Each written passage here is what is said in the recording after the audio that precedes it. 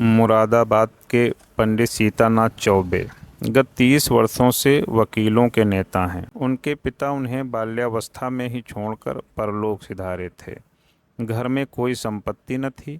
माता ने बड़े बड़े कष्ट झेलकर उन्हें पाला और पढ़ाया। सबसे पहले वह कचहरी में 15 रुपये मासिक पर नौकर हुए। फिर वकालत की परीक्षा दी, पास हो गए। प्रतिभा थी। 2 ही 4 वर्षों में वकालत चमक उठी। जब माता का स्वर्गवास हुआ तब पुत्र का शुमार जिले के गणमान्य व्यक्तियों में हो गया था। उनकी आमदनी 1000 रुपये महीने से कम न थी। एक विशाल भवन बनवा लिया था, कुछ जमींदारी ले ली थी, कुछ रुपए बैंक में रख दिए थे और कुछ लेन देन में लगा दिए। इस समृद्धि पर 4 पुत्रों का होना उनके भाग्य को आदर्श बनाए हुए था। चारों लड़के भिन्न भिन्न दर्जों में पढ़ते थे, मगर यह कहना कि सारी विभूति चौबे जी के अनवरत परिश्रम का फल थी, उनकी पत्नी मंगला देवी के साथ अन्याय करना है। मंगला बड़ी सरल, गृह कार्य में कुशल और पैसे का काम धेले में चलाने वाली स्त्री थी।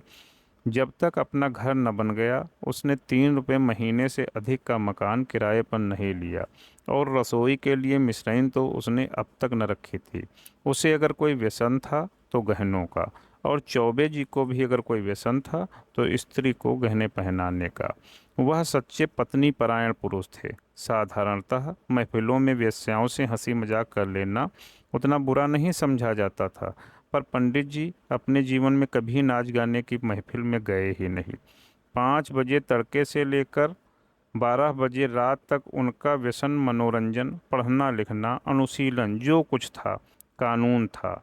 न उन्हें राजनीति से प्रेम था, न जाति सेवा से। वे सभी काम उन्हें व्यर्थ जान पड़ते थे। उनके विचार में अगर काम करने लायक था तो बस कचहरी जाना, बहस करना, रुपये जमा करना और भोजन करके सो जाना। जैसे वेदांती से ब्रह्म के अतिरिक्त जगत मिथ्या जान पड़ता है, वैसे ही चौबे जी को कानून के सिवा सारा संसार मिथ्या प्रतीत होता था। सब माया थी, एक कानून ही सत्य था। चौबे जी के मुख चंद्र में केवल एक कला की कमी थी, उनके कोई कन्या न थी। पहलौठी कन्या के बाद फिर कन्या हुई ही नहीं और न अब होने की आशा ही थी। स्त्री और पुरुष दोनों उस कन्या को याद करके रोया करते थे। लड़कियां बचपन में लड़कों से ज़्यादा चौंचले करती हैं। उन चौंचलों के लिए दोनों प्राणी विकल रहते। माँ सोचती लड़की होती तो उसके लिए गहने बनवाती, उसके बाल गूंथती। लड़की पैंजनियाँ पहने ठुमक ठुमक कर आंगन में चलती तो कितना आनंद आता। चौबे सोचते कन्यादान के बिना मोक्ष कैसे होगा। कन्यादान महादान है, जिसने यह दान न दिया उसका जन्म ही वृथा गया। आखिर यह लालसा इतनी प्रबल हुई कि मंगला ने छोटी बहन को बुलाकर कन्या की भांति पालने का निश्चय किया। उसके माँ बाप निर्धन थे, राजी हो गए। यह बालिका मंगला की सौतेली माँ की कन्या थी। बड़ी सुंदर और बड़ी चंचल थी। नाम था बिन्नी। चौबे जी का घर उसके आने से खिल उठा। 2-4 ही दिनों में लड़की अपने माँ बाप को भूल गई। उसकी उम्र तो केवल 4 वर्ष की थी, पर उसे खेलने की अपेक्षा कुछ काम करना अच्छा लगता था। मंगला रसोई बनाने जाती तो बिन्नी भी उसके पीछे पीछे जाती। उससे आटा गूंथने के लिए झगड़ा करती। तरकारी काटने में उसे बड़ा मज़ा आता था। जब तक वकील साहब घर पर रहते तब तक वह उनके साथ दीवान खाने में बैठी रहती। कभी किताब उलटती, कभी दवात कलम से खेलती।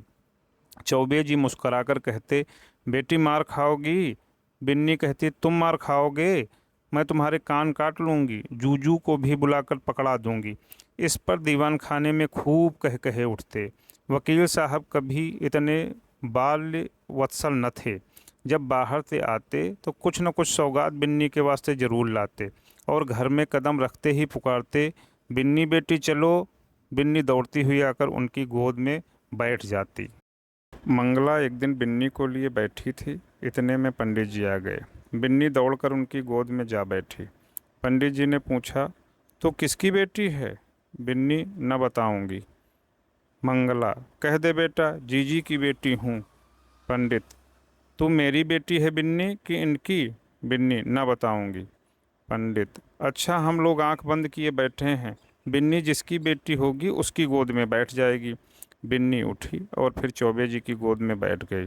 पंडित, मेरी बेटी है, मेरी बेटी है। मंगला, अच्छा जाओ बिन्नी, अब तुम्हें मिठाई न दूंगी, गुड़िया भी न मंगा दूंगी। बिन्नी, भैया जी मंगवा देंगे, तुम्हें न दूंगी। वकील साहब ने हंसकर बिन्नी को छाती से लगा लिया और गोद में लिए हुए बाहर चले गए। वह अपने इष्ट मित्रों को भी इस बाल क्रीड़ा का रसास्वादन कराना चाहते थे। आज से जो कोई बिन्नी से पूछता कि तू किसकी बेटी है, तो बिन्नी चट कह देती, भैया की। एक बार बिन्नी का बाप आकर उसे अपने साथ ले गया। बिन्नी ने रो रो कर दुनिया सिर पर उठा ली। इधर चौबे जी को भी दिन काटना कठिन हो गया। एक महीना भी न गुजरने पाया था कि वह फिर ससुराल गए और बिन्नी को लिवा लाए। बिन्नी अपनी माता और पिता को भूल गई। वह चौबे जी को अपना बाप और मंगला को अपनी माँ समझने लगी। जिन्होंने उसे जन्म दिया था वह अब गैर हो गए। कई साल गुजर गए। वकील साहब के बेटों के विवाह हुए। उनमें से दो अपने बाल बच्चों को लेकर अन्य जिलों में वकालत करने चले गए। दो कॉलेज में पढ़ते थे। बिन्नी भी कली से फूल हुई। ऐसी रूप गुणशील वाली बालिका बिरादरी में और न थी। पढ़ने लिखने में चतुर, घर के काम धंधों में कुशल, बूटे कसीदे और सीने पिरोने में दक्ष, पाक कला में निपुण, मधुर भाषणी, लज्जाशीला, अनुपम रूप की रास। अंधेरे घर में उसके सौंदर्य की दिव्य ज्योति से उजाला होता था। उषा की लालिमा में, ज्योत्सना की मनोहर छठा में, खिले हुए गुलाब के ऊपर सूर्य की किरणों से चमकते हुए तिसार बिंदु में भी वह प्राणप्रद सुषमा और वह शोभा न थी। श्वेत हेम मुकुटधारी पर्वत में भी वह शीतलता न थी जो बिन्नी अर्थात बिंधेश्वरी के विशाल नेत्रों में थी। चौबे जी ने बिन्नी के लिए सुयोग्य वर खोजना शुरू किया। लड़कों की शादियों में दिल का अरमान निकाल चुके थे। अब कन्या के विवाह में हौसले पूरे करना चाहते थे। धन लुटाकर कीर्ति पा चुके थे। अब दान दहेज में नाम कमाने की लालसा थी। बेटे का विवाह कर लेना आसान है, पर कन्या के विवाह में आबरू निभाह ले जाना कठिन है। नौका पर सभी यात्रा करते हैं, पर तैर कर नदी पार करे वही प्रशंसा का अधिकारी है। धन की कमी न थी। अच्छा घर और सुयोग्य वर मिल गया। जन्म पत्र मिल गए, बनावट बन गया। फलदान और तिलक की रस्में भी अदा कर दी गई। पर हाय रे दुर्देव, कहाँ तो विवाह की तैयारी हो रही थी। द्वार पर दर्जी, सुनार, हलवाई सब अपना अपना काम कर रहे थे। कहाँ निर्दय विधाता ने और ही लीला रच दी। विवाह के एक सप्ताह पहले मंगला अनायास बीमार पड़ी। 3 ही दिन में अपने सारे अरमान लिए हुए परलोक सिधार गई। संध्या हो गई थी। मंगला चारपाई पर पड़ी हुई थी। बेटे, बहुएं, पोते पोतियां सब चारपाई के चारों ओर खड़े थे। बिन्नी पैताने बैठी मंगला के पैर दबा रही थी। मृत्यु के समय की भयंकर निस्तब्धता छाई हुई थी। कोई किसी से न बोलता था। दिल में सब समझ रहे थे क्या होने वाला है। केवल चौबे जी वहाँ न थे। सहसा मंगला ने इधर उधर इच्छापूर्ण दृष्टि से देखकर कहा, जरा उन्हें बुला दो, कहाँ हैं। पंडित जी अपने कमरे में बैठे रो रहे थे। संदेश पाते ही आंसू पोंछते हुए घर में आए और बड़े धैर्य के साथ मंगला के सामने खड़े हो गए। डर रहे थे कि मेरी आंखों से आंसू की एक बूंद भी निकली तो घर में हाहाकार मच जाएगा। मंगला ने कहा, एक बात पूछती हूँ, बुरा न मानना। बिन्नी तुम्हारी कौन है? पंडित, बिन्नी कौन है? मेरी बेटी है, और कौन? मंगला, हाँ, मैं तुम्हारे मुंह से यही सुनना चाहती थी। उसे सदा अपनी बेटी समझते रहना। उसके विवाह के लिए मैंने जो जो तैयारियां की थी उनमें कुछ काट छांट मत करना। पंडित, इसकी कुछ चिंता न करो। ईश्वर ने चाहा तो उससे कुछ ज़्यादा धूमधाम के साथ विवाह होगा। मंगला, उसे हमेशा बुलाते रहना। तीज त्योहार में कभी मत भूलना। पंडित, इन बातों की मुझे याद दिलाने की ज़रूरत नहीं है। मंगला ने कुछ सोचकर फिर कहा, इसी साल विवाह कर देना। पंडित, इस साल कैसे होगा? मंगला, यह फागुन का महीना है, जेठ तक लगन है। पंडित, हो सकेगा तो इसी साल कर दूंगा। मंगला, हो सकने की बात नहीं, जरूर कर देना। पंडित, कर दूंगा। इसके बाद गोदान की तैयारियां होने लगी। बुढ़ापे में पत्नी का मरना, बरसात में घर का गिरना है, फिर उसके बनने की आशा नहीं रहती। मंगला की मृत्यु से पंडित जी का जीवन अनियमित और विशृंखल सा हो गया। लोगों से मिलना जुलना छूट गया। कई कई दिन कचहरी ही न जाते, जाते भी तो बड़े आग्रह से। भोजन से अरुचि हो गई। विंध्येश्वरी उनकी दशा देख देख कर दिल में कुढ़ती और यथासाध्य उनका दिल बहलाने की चेष्टा किया करती थी। वह उन्हें पुराणों की कथाएं पढ़कर सुनाती, उनके लिए तरह तरह की भोजन सामग्री पकाती और उन्हें आग्रह एवं अनुरोध पूर्वक खिलाती थी। जब तक वह न खा लेते आप कुछ न खाती थी। गर्मी के दिन थे ही। रात को बड़ी देर तक उनके पैताने बैठी पंखा झलकारती थी और जब तक वह सो न जाते तब तक आप भी सोने न जाती। वह जरा भी सिर दर्द की शिकायत करते तो तुरंत उनके सिर में तेल डालती। यहाँ तक कि रात को जब उन्हें प्यास लगती तब खुद दौड़कर आती और उन्हें पानी पिलाती। धीरे धीरे चौबे जी के हृदय में मंगला केवल एक सुख की स्मृति रह गई। एक दिन चौबे जी ने बिन्नी को मंगला के सब गहने दे दिए। मंगला का यह अंतिम आदेश था। बिन्नी फूली न समाई। उसने उस दिन खूब बनाव श्रृंगार किया। जब संध्या के समय पंडित जी कचहरी से आए तो गहनों से लदी हुई उनके सामने कुछ लजाती और मुस्कुराती हुई आकर खड़ी हो गई। पंडित जी ने सतृष्ण नेत्रों से देखा। विंध्येश्वरी के प्रति अब उनके मन में एक नया भाव अंकुरित हो रहा था। मंगला जब तक जीवित थी वह उनसे पिता पुत्री के भाव को सजग और पुष्ट कराती रहती थी। अब मंगला न थी, अतएव वह भाव दिन दिन शिथिल होता जाता था। मंगला के सामने बिन्नी एक बालिका थी। मंगला की अनुपस्थिति में वह एक रूपवती युवती थी, लेकिन सरल हृदया बिन्नी को इसकी रत्ती भर भी खबर न थी कि भैया के भाव में क्या परिवर्तन हो रहा है। उसके लिए वह वही पिता के तुल्य भैया थे। वह पुरुषों के स्वभाव से अनभिज्ञ थी।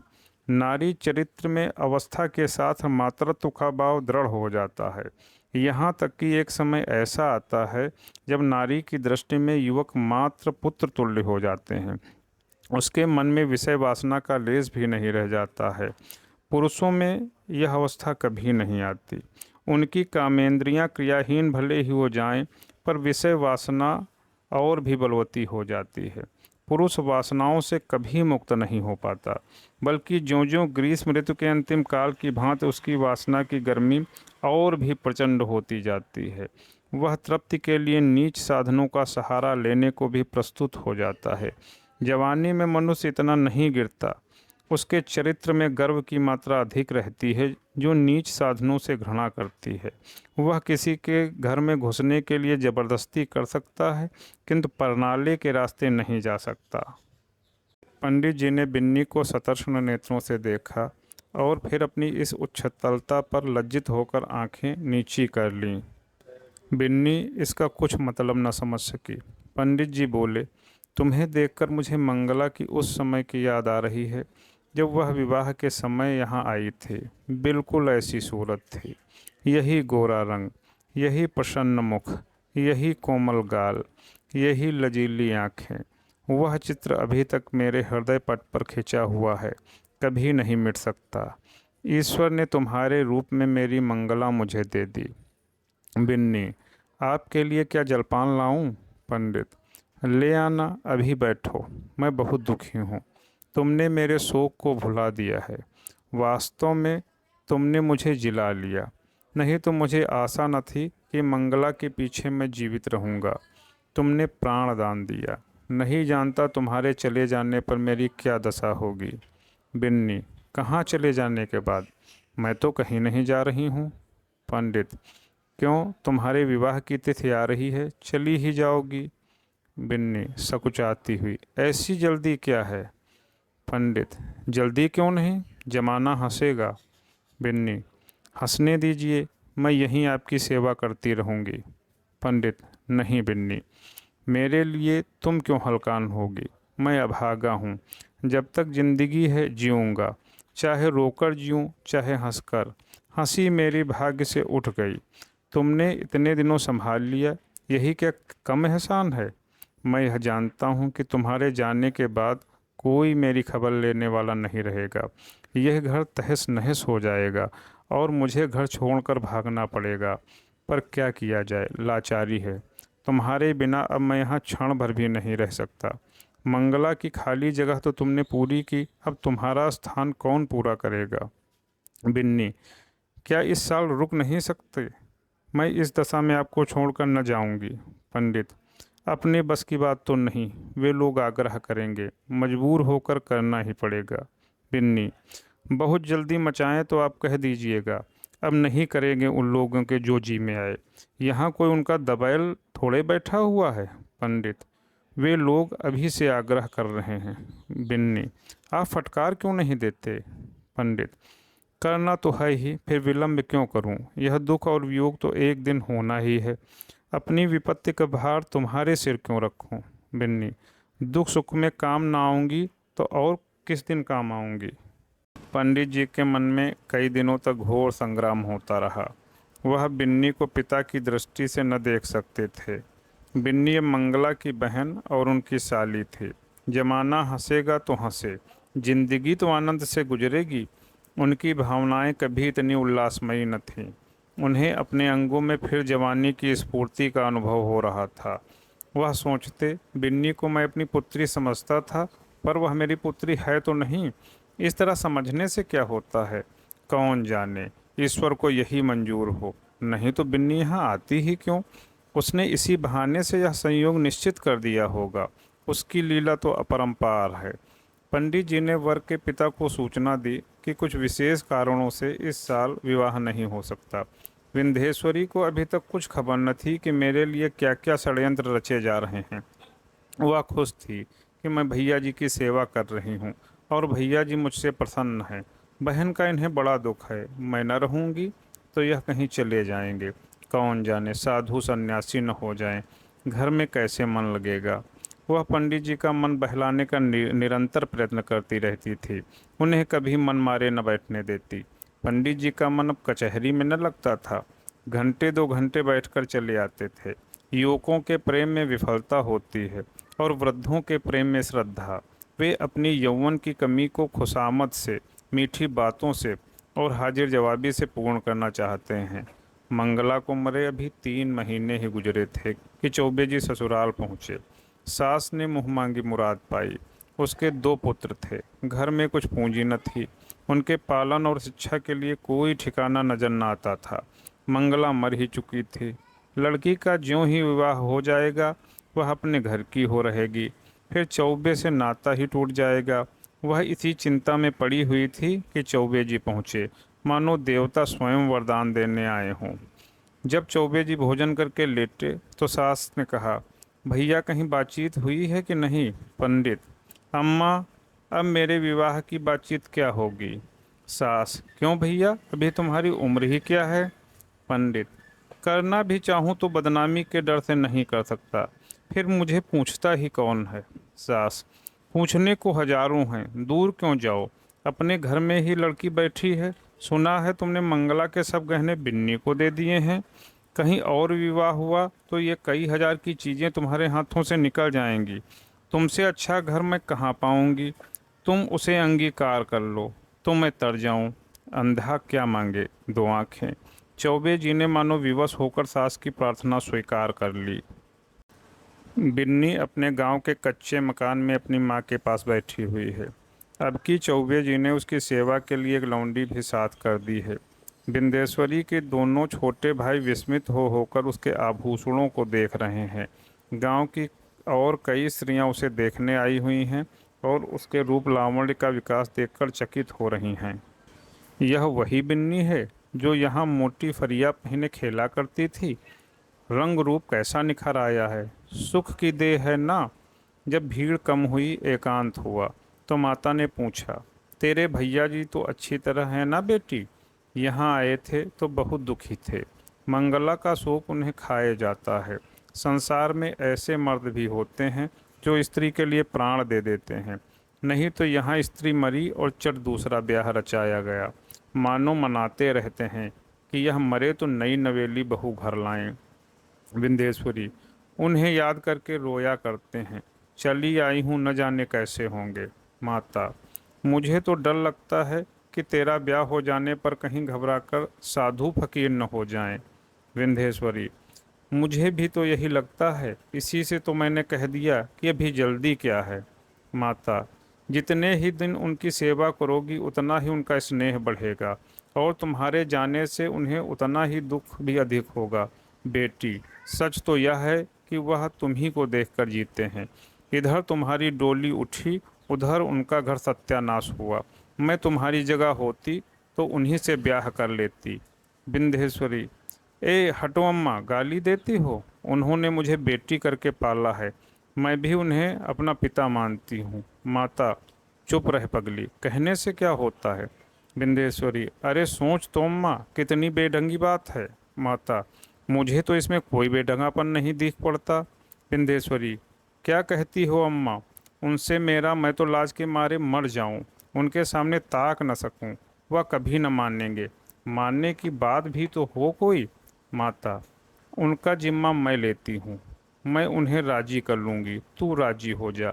याद रख, यह कोई हंसी खुशी का ब्याह नहीं है, उनकी प्राण रक्षा की बात है, जिसके सिवा संसार में हमारा कोई और नहीं। फिर अभी उनकी कुछ ऐसी उम्र भी तो नहीं है, 50 से 2 ही 4 साल ऊपर होंगे। उन्होंने एक ज्योतिषी से पूछा भी था, उसने उनकी कुंडली देखकर बताया है कि आपकी ज़िंदगी कम से कम 70 वर्ष की है। देखने सुनने में भी वह 100-200 में से एक आदमी है। बातचीत में चतुर माता ने कुछ ऐसा शब्द व्यूह रचा कि सरल बालिका उसमें से निकल ना सकी। माता जानती थी कि प्रलोभन का जादू इस पर न चलेगा। धन का, आभूषणों का, कुल सम्मान का, सुखमय जीवन का उसने जिक्र तक न किया। उसने केवल चौबे जी की दयनीय दशा पर जोर दिया। अंत को विंध्येश्वरी ने कहा, अम्मा, मैं जानती हूँ कि मेरे न रहने से उनको बड़ा दुख होगा। यह भी जानती हूँ कि मेरे जीवन में सुख नहीं लिखा है। अच्छा, उनके हित के लिए मैं अपना जीवन बलिदान कर दूंगी। ईश्वर की यही इच्छा है तो यही सही। चौबे जी के घर में मंगलगान हो रहा था। बिंदेश्वरी आज बधू बनकर इस घर में आई है। कई वर्ष पहले वह चौबे जी की पुत्री बनकर आई थी। उसने कभी स्वप्न में भी न सोचा था कि मैं एक दिन इस घर की स्वामिनी बनूंगी। चौबे जी की सज धज आज देखने योग्य है।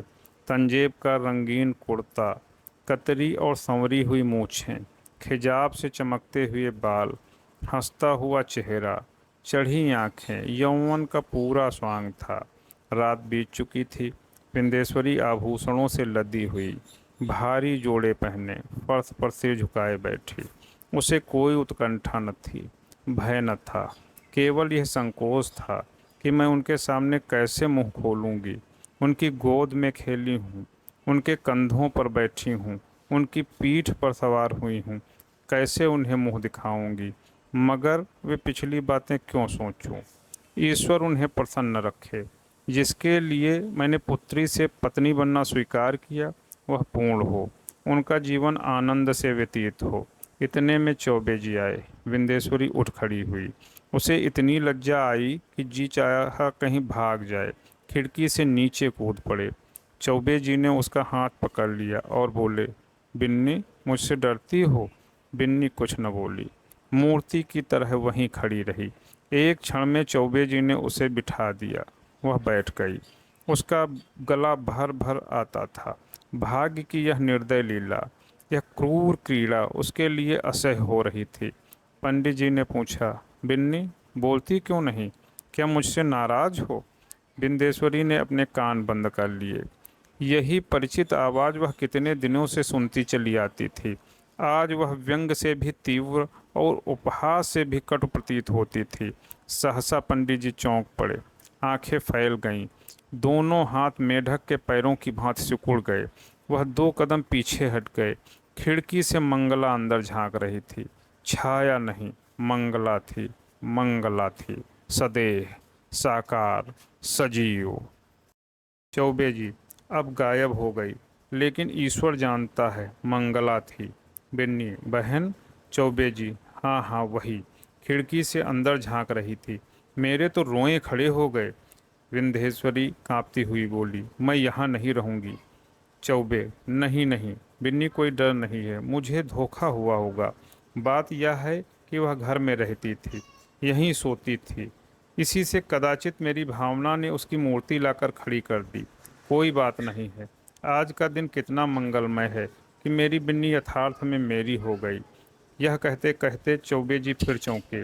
फिर वही मूर्ति खिड़की से झांक रही थी। मूर्ति नहीं, सदेह सजीव साकार मंगला। अब की उसकी आंखों में क्रोध न था, तिरस्कार न था, उसमें हास्य भरा हुआ था। मानो वह इस दृश्य पर हंस रही हो, मानो उसके सामने कोई अभिनय हो रहा है। चौबे जी ने कांपते हुए कहा, बिन्नी, फिर वही बात हुई। वह देखो, मंगला खड़ी है। विंध्येश्वरी चीख कर उनके गले से लिपट गई। चौबे जी ने महावीर का नाम जपते हुए कहा, मैं किवाड़ बंद किए देता हूँ। बिन्नी, मैं इस घर में नहीं रहूंगी। भैया जी, तुमने बहन के अंतिम आदेश को नहीं माना, इसी से उनकी आत्मा दुखी हो रही है। मुझे तो किसी अमंगल की आशंका हो रही है। चौबे जी ने उठकर खिड़की के द्वार बंद कर दिए और कहा, मैं कल से दुर्गा पाठ कराऊंगा। आज तक कभी ऐसी शंका न हुई थी। तुमसे क्या कहूँ, मालूम होता है होगा। उस बात को जाने दो। यहाँ बड़ी गर्मी पड़ रही है। अभी पानी गिरने को 2 महीने से कम नहीं। हम लोग मंसूरी क्यों न चलें? विंध्येश्वरी, मेरा तो कहीं जाने का जी नहीं चाहता। कल से दुर्गा पाठ जरूर कराना। मुझे अब इस कमरे में नींद ना आएगी। पंडित, ग्रंथों में तो यही देखा है कि मरने के बाद केवल सूक्ष्म शरीर रह जाता है। फिर समझ में नहीं आता यह स्वरूप क्यों कर दिखाई दे रहा है। मैं सच कहता हूँ बिन्नी, अगर तुमने मुझ पर यह दया न की होती तो मैं कहीं का न रहता। शायद इस वक्त मैं बद्रीनाथ के पहाड़ों पर सिर टकराता होता, या कौन जाने विष खाकर प्राणांत कर चुका होता। विंध्येश्वरी, मंसूरी में किसी होटल में ठहरना पड़ेगा? पंडित, नहीं, मकान भी मिलते हैं। मैं अपने एक मित्र को लिखे देता हूँ, वह कोई मकान ठीक कर रखेंगे वहाँ। बात पूरी न होने पाई थी कि न जाने कहाँ से जैसे आकाशवाणी हो आवाज़ आई, बिन्नी तुम्हारी पुत्री है। चौबे जी ने दोनों कान बंद कर लिए। भय से थर थर काँपते हुए बोले, बिन्नी, यहाँ से चलो, न जाने कहाँ से आवाज़ें आ रही हैं। बिन्नी तुम्हारी पुत्री है। यह ध्वनि सहस्त्रों कानों से पंडित जी को सुनाई पड़ने लगी, मानो उस कमरे की एक एक वस्तु से यही सदा आ रही है। बिन्नी ने रोकर पूछा, कैसी आवाज़ थी? पंडित, क्या बताऊं, कहते लज्जा आती है। बिन्नी, जरूर बहन जी की आत्मा है। बहन, मुझ पर दया करो, मैं सर्वथा निर्दोष हूँ। पंडित, फिर वही आवाज़ आ रही है, हाय ईश्वर, कहाँ जाऊं? मेरे तो रोम रोम में वे ही शब्द गूंज रहे हैं, मैंने बहुत बुरा किया बिन्नी। मंगला सती थी, उसके आदेश की उपेक्षा करके मैंने अपने हक में जहर बोया। कहाँ जाऊं, क्या करूं? यह कहकर पंडित जी ने कमरे के किवाड़े खोल दिए और बेतहाशा भागे। अपने मर्दाने कमरे में पहुंचकर वह गिर पड़े, मूर्छा आ गई। विंध्येश्वरी भी दौड़ी, पर चौखट से बाहर निकलते ही गिर पड़ी।